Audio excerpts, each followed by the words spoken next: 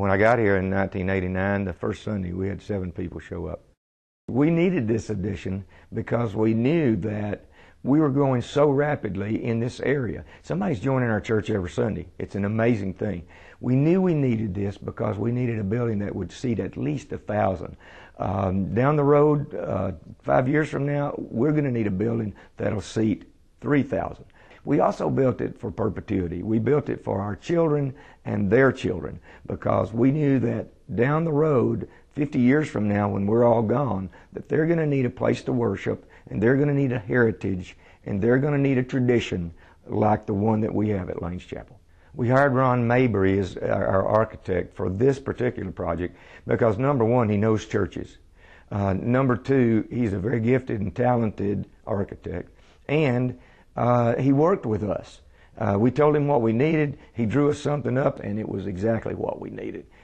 We chose Ron because he's a man of integrity, and because he's a man of God, and because he's very experienced in building churches. And we wanted somebody who knew what they were doing. Lanes Chapel was a very unique project from the very beginning, in that the complexities of the site and the future growth of that area had an influence on how we designed the building. We had to design it not only for today, but visually for 4 or 5 years out. Cumberland Road is to be extended and turned into a 4-lane, which will change the complete makeup at the intersection Lanes Chapel is located on, while we had an existing artery from Tyler to Gresham, the old Jacksonville Highway. So the site was really a 360-degree site if we look into the future and the future growth of that area. So we had to design a building that addressed all the major views of the site, and at the same time, this was a 28,000 square foot building. In the fenestration of the building, the windows, we also looked at the solar sun angles to see if we could play off of that kinetic offering that the earth gives us, so to speak.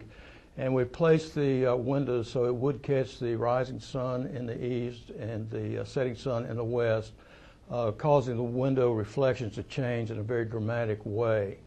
In addressing the future growth of this area, we also had to address the future growth of the church. And we have master planned, it's about 24-acre development for the church on properties that they own, both expansion of the auditorium, expansion of a children's building, expansion of adult classrooms, fellowship hall. We've also planned expansion for recreational facilities, for picnic facilities, and things like that to carry them into the future to grow with the community. So it doesn't become stagnant, it becomes just a part of that community and part of the growth.